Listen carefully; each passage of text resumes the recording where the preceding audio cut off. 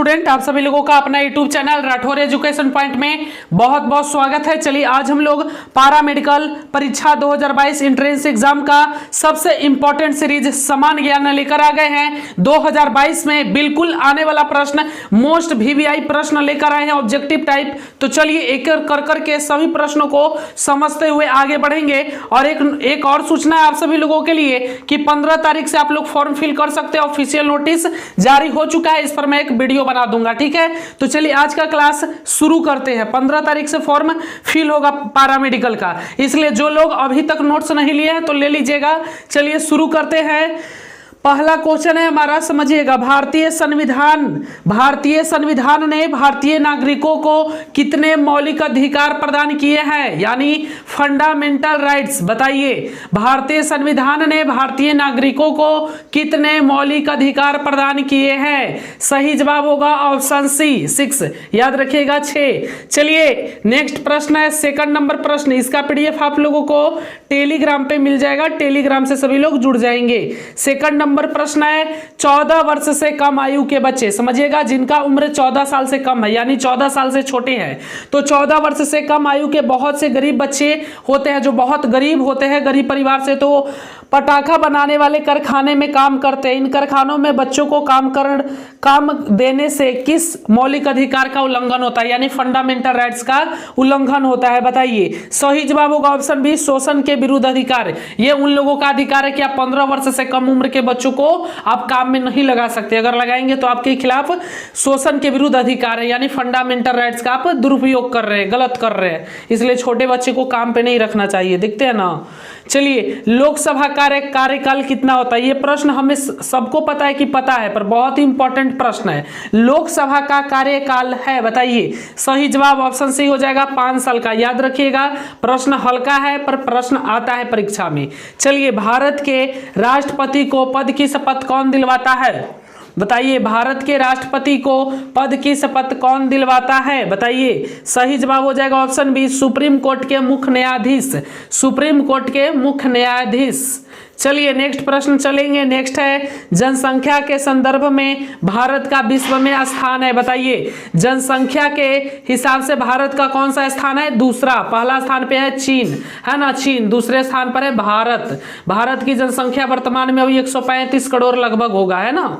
चलिए, हम लोग चाइना को भी पीछे छोड़ देंगे जनसंख्या में जिस रफ्तार से हम लोग जनसंख्या बढ़ा रहे हैं।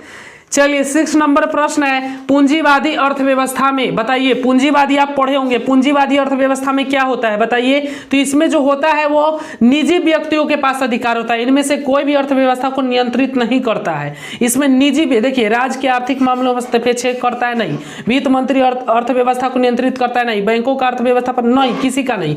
जो पूंजीवादी होता है ना, उसमें निजी व्यक्तियों के पास अधिकार होता है। चलिए नेक्स्ट प्रश्न की ओर चलेंगे। 7 नंबर, जैसे अमेरिका में है। 7 नंबर प्रश्न है, भारत में अधिकांश अदृश्य बेरोजगारी पाई जाती है, जो दिखाई नहीं पड़ता है पर बहुत ही ज्यादा बेरोजगारी है, वो कृषि में है ना। कृषि में सबसे ज्यादा बेरोजगारी अदृश्य पड़ी हुई है, जो दिखाई नहीं पड़ती है। चलिए नेक्स्ट प्रश्न है 8 नंबर प्रश्न है, समझिएगा, बहुत ही इंपॉर्टेंट प्रश्न है। जितना भी करवा रहा हूं उसके पहले एक सूचना है आप सभी लोगों के लिए कि अगर आप अभी पारा मेडिकल 2022 का एंट्रेंस एग्जाम क्वालिफाई करना चाहते हैं, अपनी सिलेक्शन चाहते हैं, तो आप हमारे नोट्स को खरीद सकते हैं। अभी महा धमाका ऑफर चल रहा है, मात्र 99 रुपए में आपको सभी विषय का नोट्स मिल जाएगा। जिनको लेना रहेगा व्हाट्सएप करके ले लीजिएगा। व्हाट्सएप नंबर दिख रहा होगा, अधिक जानकारी के लिए कॉन्टेक्ट नंबर दिया हुआ है, क्योंकि 15 मई से फॉर्म फिल शुरू हो जाएगा। 15 तारीख से आप लोग फॉर्म भर सकते हैं। अब समय ज्यादा है नहीं, सिलेक्शन चाहिए तो नोट्स तो लेना पड़ेगा। बाकी जो लोग ले चुके हैं, अच्छे से पढ़ाई करिए, क्लास करिए और व्हाट्सएप ग्रुप से जुड़े रहिए। प्रतिदिन टेस्ट लगाइए, शाम 7 बजे, रात 8 बजे टेस्ट सीरीज। चलिए तो आगे बढ़ते हैं। 8 नंबर प्रश्न है हमारा, निम्नांकित फसलों में से कौन सी फसल नकदी फसल के रूप में जानी जाती है? नकदी फसल के रूप में जानी जाती है कपास, याद रखिएगा, कपास। चलिए नेक्स्ट प्रश्न है, आर्थिक विकास के दृष्टिकोण से भारत की गिनती होती है? बताइए, आर्थिक विकास के दृष्टिकोण से भारत की गिनती होती है? सही जवाब है विकासशील राष्ट्र के रूप में, विकासशील राष्ट्र के रूप में, मतलब भारत विकास कर रहा है, यानी विकासशील राष्ट्र के रूप में। विकसित राष्ट्र के रूप में अमेरिका है ना, विकसित है वो, हम लोग विकासशील है यानी विकास कर रहे हैं, विकसित नहीं है हम लोग।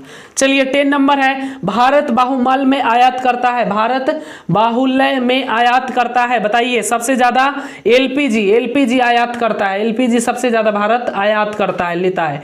चलिए 11 नंबर प्रश्न है, भारत में उपभोक्ता अधिनियम कब पारित किया गया, बताइए भारत में उपभोक्ता अधिनियम कब पारित किया गया। सही जवाब 1986 ईस्वी में, याद रखिएगा 1986 ईस्वी में भारत में उपभोक्ता अधिनियम कब पारित किया गया, 1986 ईस्वी में। चलिए नेक्स्ट प्रश्न है 12 नंबर, सरदार सरोवर बांध किस नदी पर बनाया जा रहा है, सरदार सरोवर बांध किस नदी पर बनाया जा रहा है। सही जवाब है नर्मदा, याद रखिएगा नर्मदा नदी पर बनाया जा रहा है। सरदार सरोवर बांध किस नदी पर बनाया जा रहा है, याद रखिएगा नर्मदा, काफी बार एग्जाम में पूछ चुका है और पूछ सकता भी है। चलिए ये प्रश्न तो बिल्कुल छाप जाएगा, प्रश्न आपका एकदम VVI प्रश्न है, इसको तो याद ही रखना। दादा साहेब फाल्के पुरस्कार किस क्षेत्र से संबंधित है, दादा साहेब फाल्के पुरस्कार किस क्षेत्र से संबंधित है। सही जवाब है फिल्म, याद रखिएगा फिल्म के क्षेत्र में दिया जाता है ना, जब फिल्म में आप बेहतर करते हैं। चलिए एक गाना सुना दे आप लोगों को, नहीं गाना तो नहीं सुनाएंगे। अब संघर्ष से कभी डरना नहीं चाहिए, क्योंकि यह भी एक कहानी है जो सफल होकर सुनानी है, इसलिए कभी भी संघर्ष से नहीं घबराना चाहिए, ठीक है। समय ना लगाओ तय करने में कि आपको क्या करना है, वरना समय तो सबका तय कर देता है कि आप लोगों का क्या करना है। अब समय सबका तय कर देता है कि अब आपका क्या करना है, इसलिए समय मत लगाइए कि पारा मेडिकल में सिलेक्शन चाहिए तो फिर नोट्स खरीदिए। चलिए आगे बढ़ते हैं, किस राज्य में एलोरा की गुफाएं स्थित है। एलोरा की गुफाएं कहाँ है, आपको पता होगा महाराष्ट्र में, महाराष्ट्र में। बिल्कुल नोट्स ले लो, सिलेक्शन ले लो, 99 रुपया कोई बड़ी बात नहीं होती, एक बार हमारा नोट्स खरीद कर देखो, सिलेक्शन नहीं हो गया तो फिर कहना। चलिए 15 नंबर प्रश्न है, विंबलडन चैंपियनशिप किस खेल से संबंधित है, विंबलडन चैंपियनशिप किस खेल से संबंधित है। टेनिस से संबंधित है, टेनिस। चलिए नेक्स्ट प्रश्न की ओर बढ़ेंगे। नेक्स्ट प्रश्न है हमारा 16 नंबर, विश्व प्रसिद्ध थार रेगिस्तान किस राज्य में स्थित है। विश्व प्रसिद्ध थार रेगिस्तान किस राज्य में स्थित है। सही जवाब ऑप्शन बी राजस्थान में, याद रखिएगा राजस्थान में। भारतीय राष्ट्रीय पशु है, भारत का राष्ट्रीय पशु है, ये हल्के में मत लो, प्रश्न कई बार पूछ चुका है पारामेडिकल में, इसलिए भारत का राष्ट्रीय पशु हमें पता है, सबको पता है, बाघ है, याद रखिएगा बाघ। चलिए नेक्स्ट प्रश्न, मुश्किलों से कह दो उलझा न करे हमसे, मुश्किलों से कह दो उलझा न करे हमसे, हमें हर हाल में चलने का हुनर है, चलने का हुनर है, बिल्कुल। चलिए आगे बढ़ेंगे। 18 नंबर प्रश्न है, श्वेत क्रांति किस चीज के उत्पादन से संबंधित है। श्वेत क्रांति किस चीज के उत्पादन से संबंधित है, बताइए 18 नंबर प्रश्न। सही जवाब ऑप्शन ए दूध, याद रखिएगा दूध। चलिए जितना कठिन संघर्ष होगा जीत उतना ही शानदार होगा, जितना कठिन संघर्ष होगा जीत उतना ही शानदार होगा। देर से बनो लेकिन कुछ जरूर बनो मेरे रसगुल्लो। चलिए 19 नंबर प्रश्न, नील नदी गिरती है, बताइए नील नदी कौन से नदी में जाकर कौन से सागर में गिरता है, बताइए काला सागर में, हिंद महासागर में, भूमध्य सागर में, अरब सागर में। नील नदी कहां पर जाकर गिरती है सवाल है, बताइए। सही जवाब है भूमध्य सागर में, याद रखिएगा भूमध्य सागर में। चलिए नेक्स्ट प्रश्न रहेगा हमारा 20 नंबर प्रश्न, लाजवाब प्रश्न, निम्नांकित में से कौन सा स्थान सर्वाधिक वर्षा के लिए प्रसिद्ध है। वर्षा मतलब बारिश के लिए प्रसिद्ध है, बारिश, सबसे ज्यादा बारिश कहां पे होता है, बताइए। बीकानेर, पटना, मासीराम, त्रिपुरा, बता दीजिए। सही जवाब हो जाएगा ऑप्शन बी, याद रखिएगा ऑप्शन बी मासिनराम मेघालय में पड़ता है। कहाँ पड़ता है, मेघालय में पड़ता है ये जगह। चलिए कभी मौका मिले तो जरूर जाइएगा घूमने, बरसात का मजा लेने के लिए। चलिए 21 नंबर प्रश्न है, ज्ञानपीठ पुरस्कार किस लिए दिया जाता है, बताइए किस क्षेत्र में ज्ञानपीठ पुरस्कार दिया जाता है। साहित्य में, खेलकूद में, सिनेमा में, इनमें से किसी के लिए नहीं, बताइए ज्ञानपीठ पुरस्कार किस लिए दिया जाता है। यह आपको साहित्य के लिए साहित्य के लिए दिया जाता है। लेखक लोगों को अपने साहित्य लिखने के लिए उनको पुरस्कार, ये ज्ञानपीठ पुरस्कार दिया जाता है।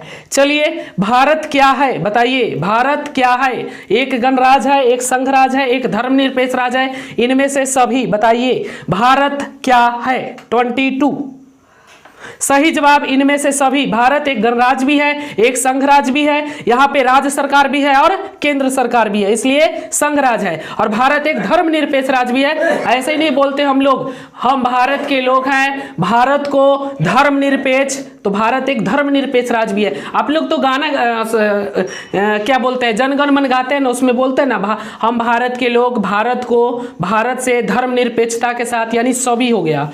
चलिए नेक्स्ट प्रश्न है 23, एकदम लाजवाब प्रश्न है। क्या बात है, क्या बात है? अमर्त्य सेन को किस लिए नोबेल पुरस्कार दिया गया था बताइए? अमर्त्य सेन को किस लिए नोबेल पुरस्कार दिया गया था? कुछ तो किया होगा ना कांड भाई, ऐसे ही थोड़ी किसी को पुरस्कार दिया जाता है, कुछ तो किया होगा बंदे ने। बताइए क्या किया था? 23 सही जवाब ऑप्शन बी अर्थशास्त्र। याद रखिएगा, अर्थशास्त्र के क्षेत्र में इन्हें नोबेल पुरस्कार दिया गया। चलिए नेक्स्ट प्रश्न 24, जमशेदजी टाटा ने क्या किया बताइए? जमशेदजी टाटा ने क्या किया बताइए? भारतीय उद्योग को प्रोत्साहित किया, एक राजनीतिक दल को नेतृत्व दिया, फिल्मों का निर्देशन किया, स्वाधीनता आंदोलन में योगदान दिया। बताइए जमशेदजी टाटा ने क्या किया था बताइए? सही जवाब है ऑप्शन ए भारतीय उद्योग में, भारत के जो उद्योग थे उनमें उन्होंने प्रोत्साहित किया था। ठीक है, चलिए 25 नंबर प्रश्न है, हज करने के लिए मुस्लिम कहां जाते हैं? हज, जो मुसलमान लोग होते हैं वो हज करने के लिए कहां जाते हैं बता दीजिए? बेरूत, मक्का, तेहरान, काबुल। बताइए हज करने के लिए मुसलमान भाई कहां जाते हैं? सही जवाब मक्का में। आपको पता होगा कि मुस्लिम लोग कहां जाते हैं हज करने के लिए, तो मक्का में जाते हैं। चलिए 26 नंबर प्रश्न, ओडिसी क्या है? चलिए यह प्रश्न थोड़ा सा टेढ़ा है। चलिए ओडिसी क्या है? ओडिसी, ओडिसी क्या है? प्रश्न आ सकता है परीक्षा में। बताइए ओडिसी क्या है बताइए? 26 ओडिसी क्या है?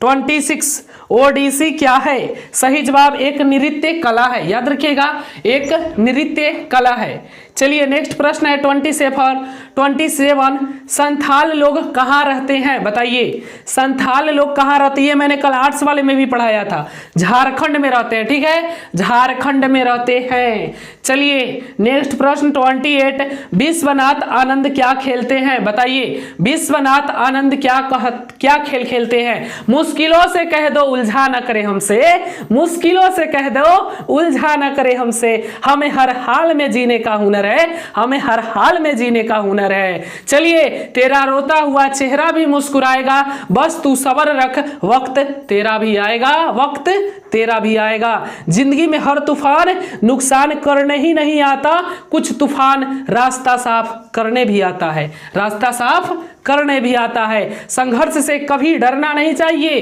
क्योंकि यह भी एक कहानी है जो सफल होकर सबको सुनानी है, जो सफल होकर सबको सुनानी है। चलिए तो मेरे रसगुल्ले, विश्वनाथ आनंद क्या खेलते हैं? सबको पता है कि वह शतरंज के मास्टरमाइंड है, अच्छे अच्छे को पटकनी देते हैं वो। चलिए नेक्स्ट प्रश्न 29, पंडित रविशंकर क्या है? चलिए भाई ये वाला रविशंकर नहीं, जो अभी भारत के क्या है वो हमें तो पता नहीं, ये दूसरे पंडित रविशंकर जी है। ठीक है, तो बताइए पंडित रविशंकर क्या है? धक धक करने लगा, बताइए, गाना नहीं गाएंगे। पंडित रविशंकर क्या है बता दीजिए? सही जवाब एक विख्यात सितार वादक, एक विख्यात सितार वादक। चलिए 30 नंबर प्रश्न है, बिरसा मुंडा कौन था बताइए? बिरसा मुंडा कौन था? बता दो बता दो बता दो। नोट्स जो नहीं लिया ले लेना, फिर मत कहना कि हमारा सिलेक्शन नहीं हुआ। सिलेक्शन की 100% गारंटी के साथ हमारे नोट्स को खरीदे, अच्छे से पढ़ाई करें, टेस्ट सीरीज को लगाए, प्रति प्रतिदिन शाम 7 बजे टेस्ट लगाए टेलीग्राम पे। कोई माई के लाडला पैदा नहीं कि तुम्हारा सिलेक्शन पैरामेडिकल में छीन ले।